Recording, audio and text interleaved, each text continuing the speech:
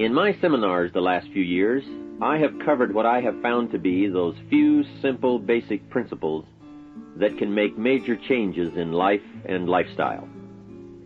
One of those subjects that gets the most comment is diseases of attitude. And out of that subject, worry and how to kick the worry habit have caused the most questions. So in this brief visit with you, let me give you my best look at worry, how to recognize it and define it, and what to do about it.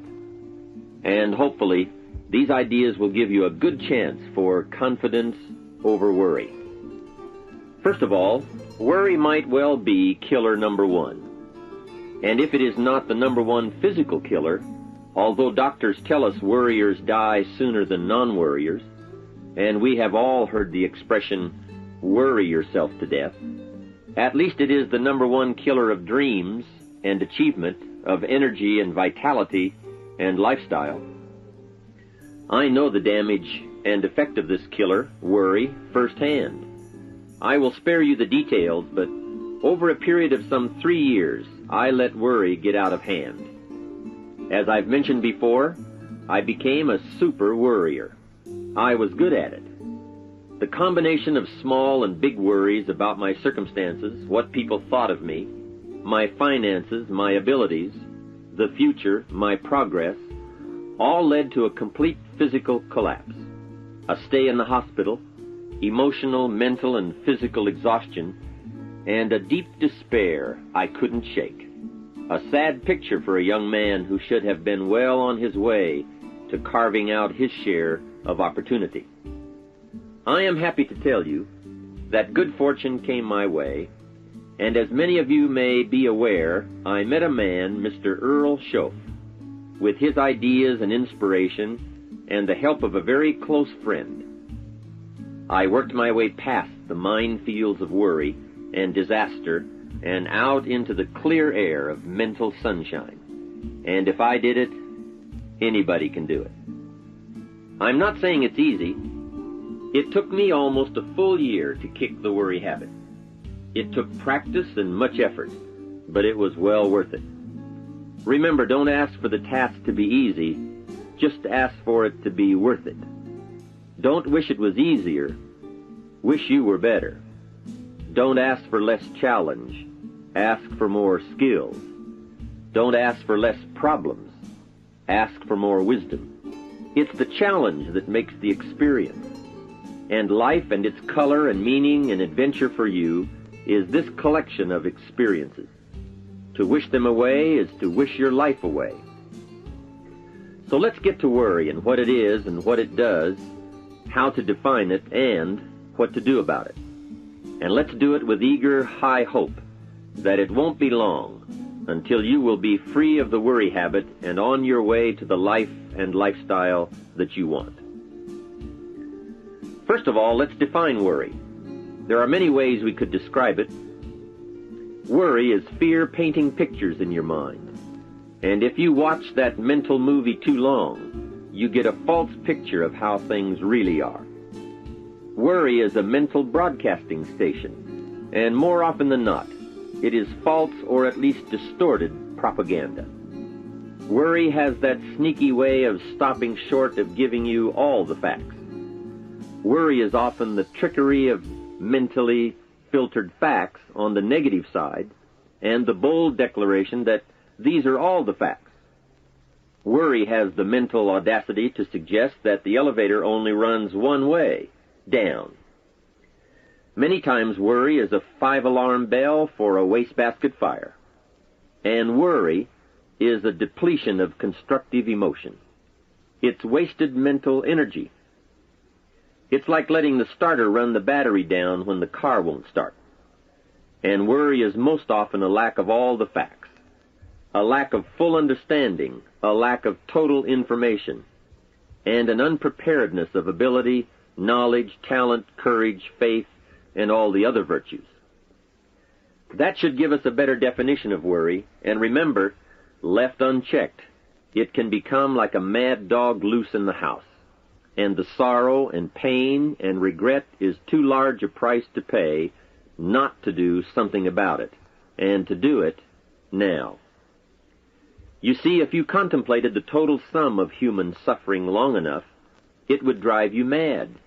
You must understand how life is. Human suffering, man's inhumanity to man, war, disease, poverty. But it must be in what I call its rightful ratio of your mental and emotional time. So much for what worry is. The next question is, what can I do about it? What is the first step? My best advice on this is to first recognize worry for what it is, admit what it does, and then decide you now want to be free. It first starts with decision on your part. And may I add, well, you should decide. Why let worry continue to take money out of your pocket and bank account? Why let worry any longer keep you from becoming all you can be? Why let it rob you of better friendships, better business, better profits, better results, better communication, better family relations? Why impose your worry on others any longer? It's a burden you can get rid of and a monkey you can get off your back. Why not be rid of those sinking, nagging feelings that all is not going to be well, that you can't do it, that it won't work out for the best? Worry is undue concern that takes up too much of your mental and emotional time. Now, we must all be concerned. Hey, life is no joke except to the jokers. Life and how to live it is a serious matter. It is risky, full of peril, and there are constant threats to the good we want and to the pursuit of happiness. However, it is undue concern, or concern that takes up too much mental time, that begins the harm. It's like a family planning a wonderful trip. While they certainly should be concerned about the condition of the car, the tires, and making sure they pick the proper route, it would be foolish to allow themselves to be completely turned negative with the thought that they might crash and kill the entire family. If that were the case, even if they went, the entire trip would be turned into one nightmare of fear with the specter of chaos looming around every curve, rather than enjoying the wonderful trip they had planned for themselves and their family. A lot of people do that with their entire life. So, start to make these declarations. And if you mean it, they will start you on your way to confidence and adventure, free of the worry habit. Say first, I've had it with worry. I'm tired of being beaten down and hassled with all those negative mental pictures. I refuse to be tricked by false facts. I'm really not that weak. Never again do I want those sick feelings inside, those mental false alarms. I'm tired of the drain on my resources. I'm tired of the embarrassment of the lack of confidence. I don't want people, especially my family, to see me in this state anymore. I've got more to offer. I refuse to let my life be short-circuited any longer by letting my mind run wild with a distorted view of the facts, whether I bring it up or if it comes from someone else. Prove it to yourself. Think back over all the things that you worried about, all the fantastic, catastrophic events that your well-meaning advisors had told you were going to happen. Be pleased that none of them ever happened to you, or else you would not be alive today. 90% of the things you worry about never happen anyway. All of us have had these well-meaning advisors who want to appear larger in the eyes of those they wish to advise, and who immediately rear back and describe every single bad option they can think of that might possibly happen. By the time they have finished, the one who has come for some confidence and some help wonders why he even bothers to live anymore. And the fact is, those things are never really going to happen anyway. Bring to question now what your mind tells you or what others tell you, and pledge not to go for false alarms.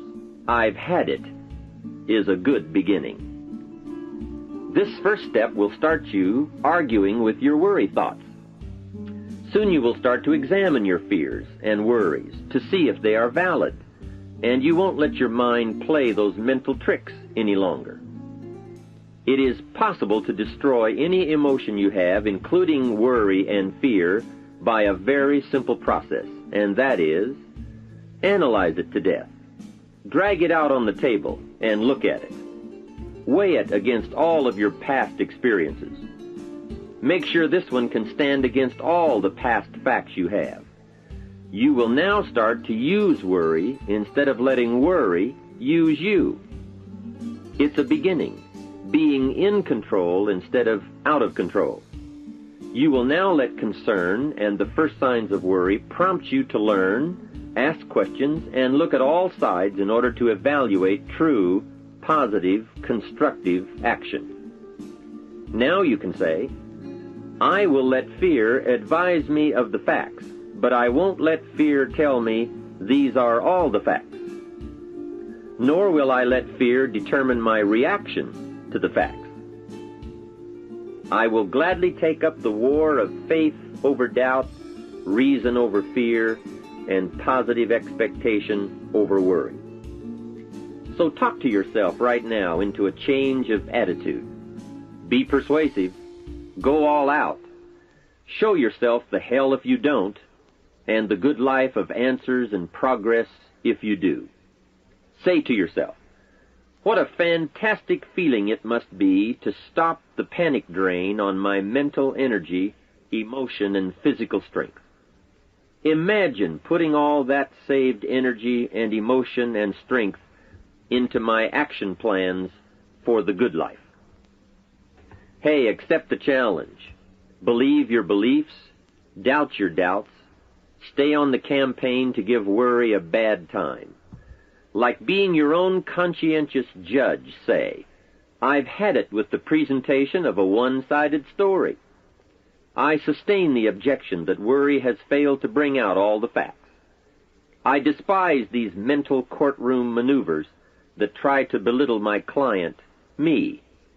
I demand the whole truth, and if worry will not be silent, I may cite him for contempt of the court of reason. Call up that scene often when worry wants to hassle you with the same old tricks and the same old results. It will work every time. Okay, let's move on to some really positive steps. If you can survive all that has happened to you up to this moment in your life, in spite of doing and thinking many of the wrong things, imagine how you can succeed by now starting to do some of the right things. First, the best answer to worry is confidence, and confidence starts first with awareness. Here is one of the most important lessons in life to learn. Life and business is like the changing seasons, and the real challenge of life is to learn how to handle the winter and take advantage of the spring. In short, that's it. You see, winter always comes, but so does the spring. Night follows day, but also day follows night. Sure, the tide goes out, but it always comes in. Opportunity follows difficulty as surely as difficulty follows opportunity. I have written and recorded much on how to take advantage of the spring, how to cash in on life's opportunities, work hard all summer, learn more ways to plant and protect what you invest, and to reap in the fall without complaint, knowing it's your harvest and you've reaped what you've sown. For this subject, however, let's talk about how to handle the winters, those times when worry, like winter, takes its heavy toll. So, we tell it like it is. Winter always comes. So does the night. Some happenings in our life will always be a cause for concern, and sometimes concern turns to worry, and worry turns to fear. But remember, that is to be expected. Each day, each event, each season brings both expected and unexpected challenges that we must think about and make decisions on. Life is like a stream that flows continuously. The better we understand that, the better chance we have to produce good results out of all of our challenges. May I suggest something to you? I have a friend who is an avid skier. You know something? He can only ski in the wintertime. You can only hunt the elk when the snow falls in the high mountains and drives them down. That's called wintertime. You see, it's all right if it's 12 below. Just be prepared for the winter. And here is a good thought. A full, well-developed human being will find a way to take advantage of the winter, not just handle it. The big challenge is to make something out of each opportunity. Now, if winters are always going to occur in our life, shouldn't we benefit from them too? Come the next winter, you could be on the inside looking out, seated by a warm fire, the company of a good friend, and those unique feelings of security in spite of the circumstances or the season. Begin to know now that the night will pass, and as you learn to grow and progress, you will better understand how to handle every night and better live every day. Here's some of the best advice I have on worry. First, don't be afraid to face the facts of life. It is not negative to understand that the winters always come. Don't be faked out. Don't clip the word impossible out of the dictionary. Sure, the Bible says all things are possible, but I don't really understand all that means. My daughters ask me, have you ever tried putting toothpaste back in the tube? Don't say I don't want to hear the problem. I don't want to see the difficulty. Don't show me the weeds. Don't say anything negative. Only see the positive. That's foolish. There is a thin line between positive thinking and kidding yourself. And remember, there's also a thin line between faith and folly. Here is the key. Humans have the unique ability to see it as it is, and they also have the ability to see it better than it is. One is called fact, the other is called faith. Faith you develop, facts you acquire. The facts you acquire are essential. It's like belief. You constantly must find facts to support your belief. Faith says, I will move mountains. It doesn't say, I will move mountains if someone gives me a bulldozer. I'll move a mountain if they will build me a road up there, if the weather's nice, if they give me a shovel. Faith just says, I will move mountains. Faith doesn't ask for a result to prove its existence. Faith is because it is. And remember, people die for faith. And some people give up everything they own, their life, for faith. Many years ago, over in Vietnam, a Buddhist monk did a very clever thing. He did the ultimate in political dissent. He burned himself to death. That toppled the government. That was faith. Totality begets totality. Here is a good prayer. Help me to see it as it is, and help me to see it better than it is, and then inspire me to act. Facts and faith and action. What a combination for personal progress. And action puts fear to flight. An Old Testament phrase says, watch the ants, you sluggard. Consider their ways and be wise. Not a bad suggestion. The study of ants. What do they do in the summer to prepare for the winter? That's a lesson in life and survival.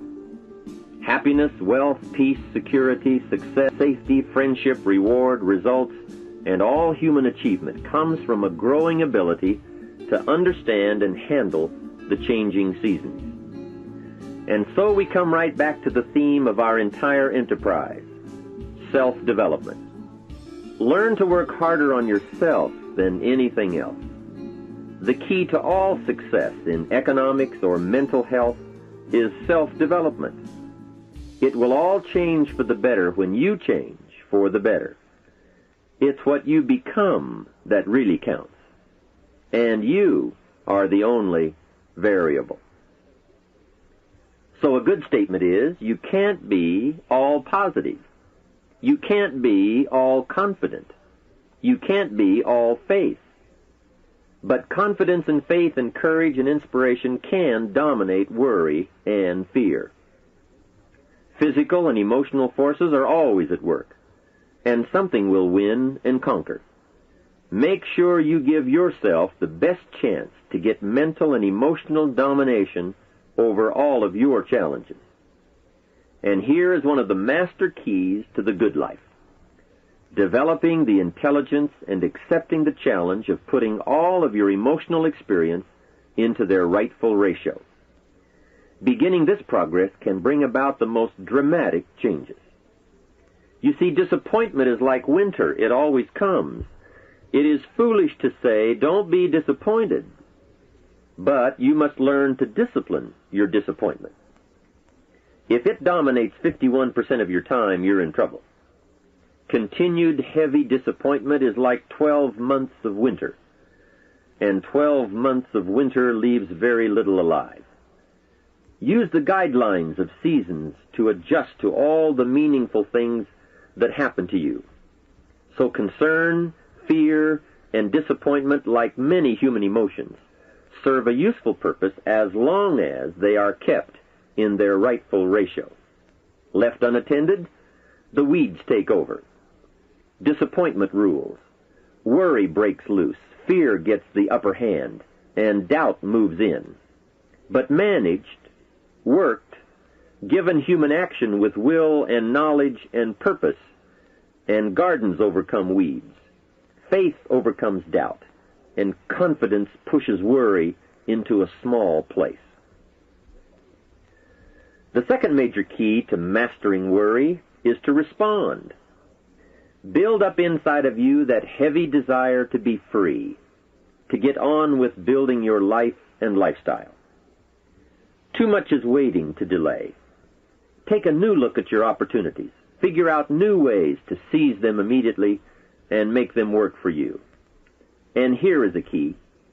Bring a new dedication that you will master yourself with enough discipline to be more than qualified to do the present job and prepare yourself for the next move up. Expose yourself to every stimulation possible that will put all this in perspective. Now let's move on to a very important point, and that is, the best answer to worry is confidence. First, self-confidence. I can better handle next winter. I have a strong shelter. It is stocked with supplies. I now know how to take advantage of the spring. I'm going to plant better crops and bigger crops. I can last through the summer. I won't quit this time. I'll study weeds and how to get rid of them. I'll be less frightened of the changing weather and the quick storms. In the fall, I will exercise more care and reap what I have without complaint and blame nothing for the amount of my harvest. I'll learn to save a fair portion so that I can survive the bad seasons when out of control the hailstorm comes and it all goes wrong. Now we must consider this. The most fatal deterrent to self-confidence is guilt. Not doing all you know how to do to the full extent of your present ability weakens the foundation for confidence. The biggest part of worry comes from the lack of this personal confidence. And lack of confidence comes from two major things. First, no goals or plans. And second, no daily discipline to achieve. The inaction to cure or handle small tasks is what starts the guilt process. And that always tends to make you look at what's wrong and expect the worst. So listen to the voices of creative experience. Let nature, experience, wisdom, books, everything speak to you and teach you.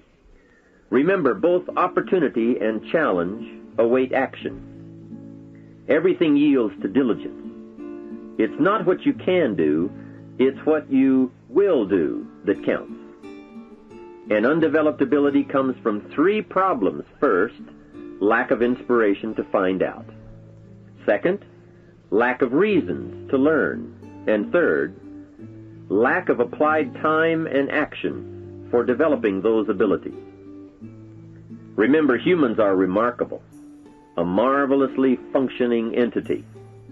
Imagine how uniquely your body and mind have survived and managed to function in spite of all the worry. Humans don't die easy. They die hard. Develop a plan for your life rather than aimlessly drifting through it, the victim of circumstance. Create your own environment and learn to control it. You control your own mental environment by developing yourself. So go on a crash program to clean up decisions, get things done, get other things set up and started and organized.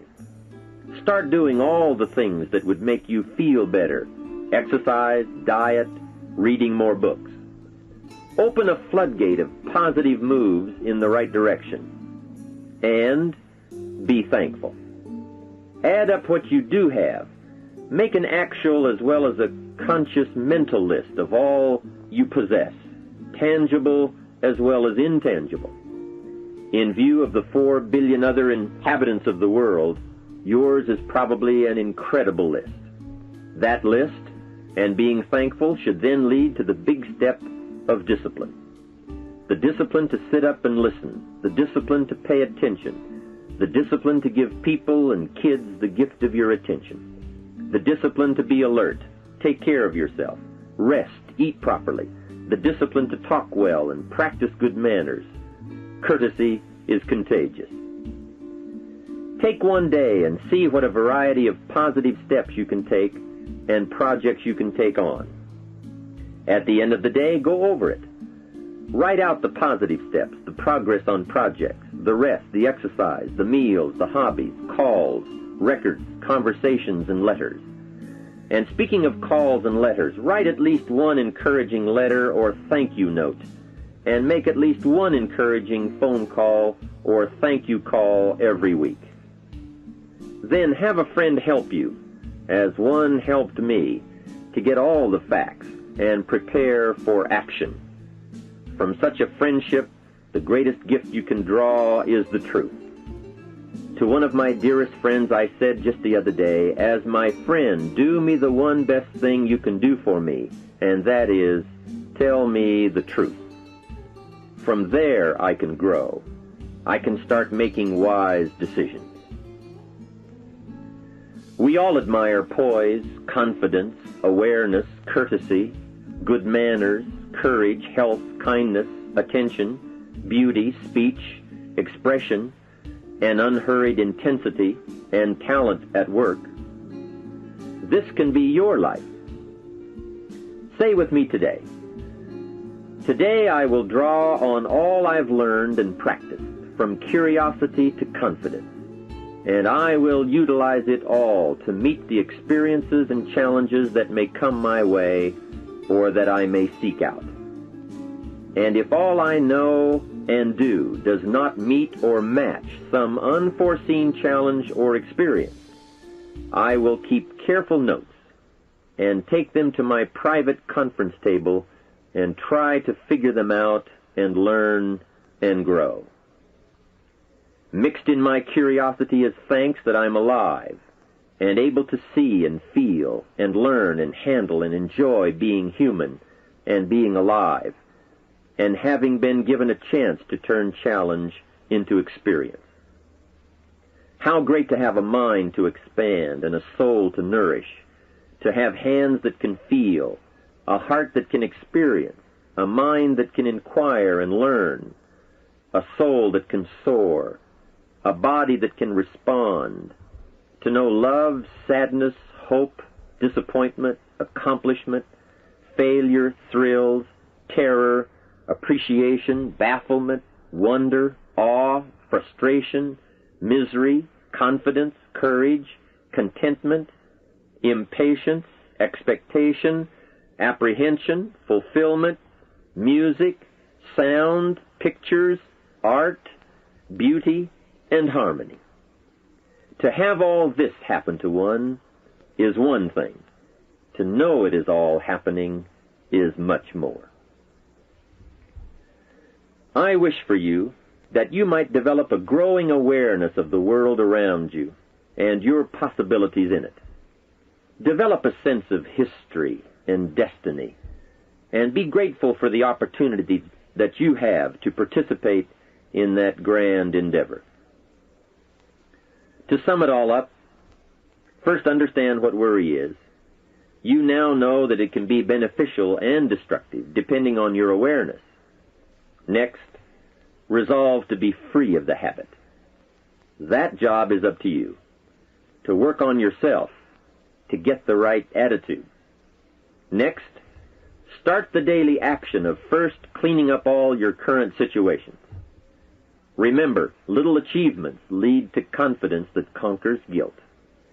Then buy up every challenge to reach your goals. You can now handle it, the winter, the spring, the harvest. Bring a new zeal to every problem, to every fear, to every opportunity.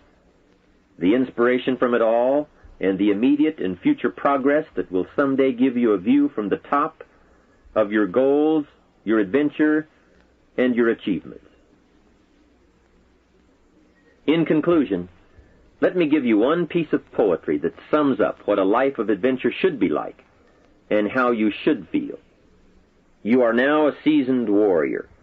You bear the scars of honorable battle. And here is where you stand today. The familiar words of William Henley, "Out of the darkness that covers me, black as the pit from pole to pole, I thank whatever gods may be for my unconquerable soul. In the fell clutch of circumstance I have not winced nor cried aloud. Under the bludgeonings of chance my head is bloody but unbowed. It matters not how strait the gate, nor charged to punishments the scroll.